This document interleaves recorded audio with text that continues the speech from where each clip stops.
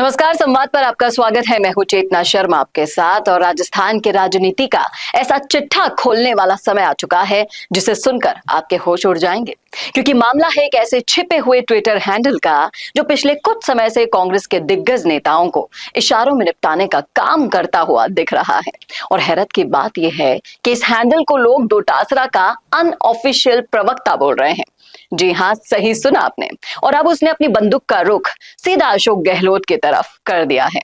क्या कांग्रेस के अंदर सच में गहलोत को साइडलाइन करने की शुरुआत हो चुकी है? क्या डोटासरा पायलट एक नया अलायंस बना रहे हैं? और क्या राजस्थान में बड़ा पॉलिटिकल ब्लास्ट होने वाला है? इन सारे सवालों के जवाब आपको मिलने वाले हैं इस वीडियो के एंड में।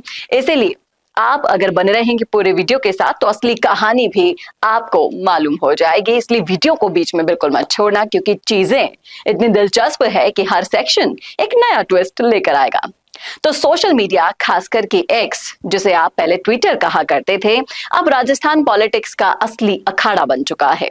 इसी के बीच एक हैंडल है अमरेंद्र बाहुबली। पिछले कई महीनों से नेताओं पर ऐसे तीर चला रहा है कि लोग अब पूछने लगे हैं कि यह आदमी आखिर है कौन।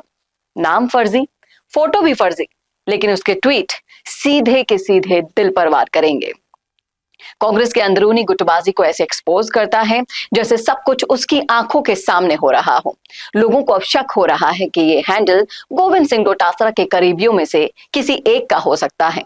सीधे सीधे ना सही पर अप्रत्यक्ष रूप से डोटासरा जी का डिजिटल प्रवक्ता हो सकता है। पहले ये सचिन पायलट पर निशाना साधे करता था, अब इसके ट्वीट्स का टारगेट है सीधे सीधे अशोक गहलोत।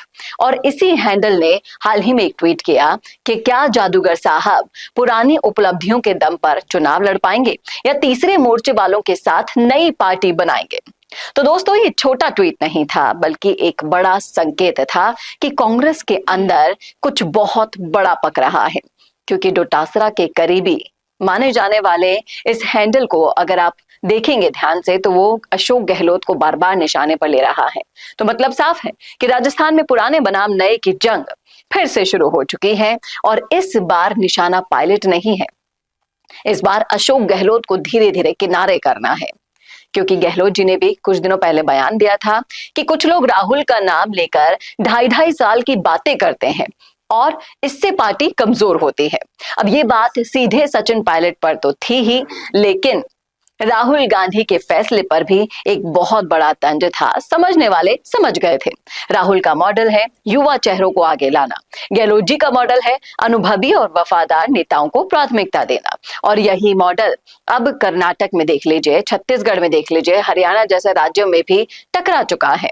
और राजस्थान में भी 2020 की बगावत आप सभी को पता है, ये इसका सबसे बड़ा उदाहरण है। अब देखिए असली ट्विस्ट। पिछले कुछ महीनों से पायलट और डोटासरा एक ही मंच पर कई बार साथ दिखे हैं। स्टेज पर उनकी बॉन्डिंग बिल्कुल बदल सी गई है। और पायलट ने डोटासरा की खुलकर तारीफ भी की है कई बार। हाल ही में कहा था उन्होंने कि 52,000 बूथ एजेंट नियुक्त करके कांग्रेस को 20 साल का फायदा डोटासरा ने दिलवाया है। अब भाई, राजनीति में ऐसा कोई यूं ही तारीफ थोड़ी कर देता है।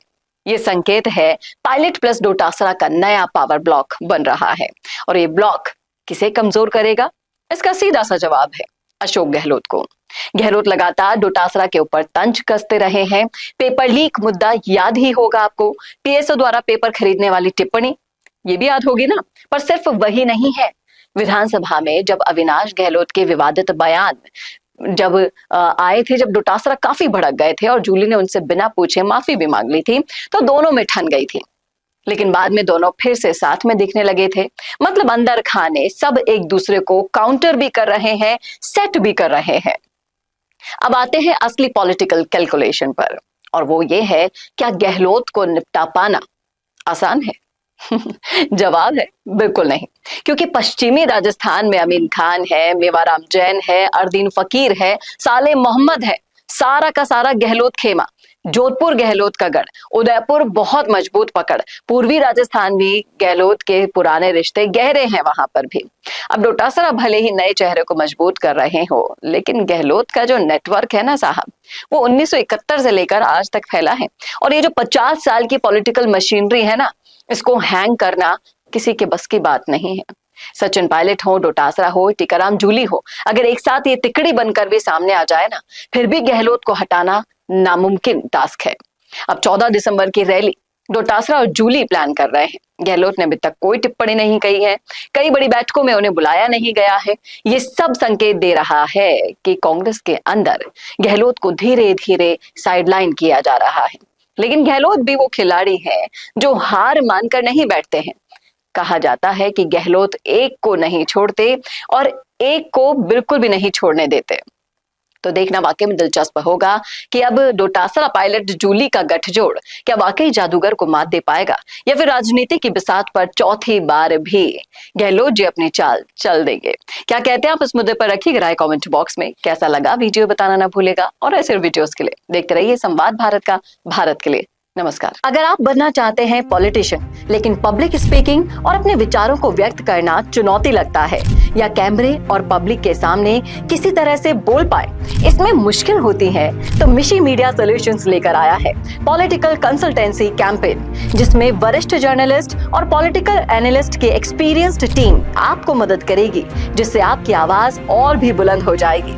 इसमें हम आपके गोल को पूरी तरह से टारगेट करेंगे कि किस तरह से आपको पार्टी पहचाने, आपको उस क्षेत्र के लिए चुने, कैसे सर्वेज में आपका नाम आए, कैसे लोगों के बीच में आपका माहौल बने। ना सिर्फ कंसल्टेंसी हम आपको देंगे, बल्कि आपको सारे रास्ते दिखाएंगे और बताएंगे भी, जिससे आप भारत की राजनीति में अच्छे पॉलिटिशियन बनके समाज का सुधार कर सके। तो अभी कॉन्टैक्ट कीजिए स्क्रीन पर दिए गए नंबर पर।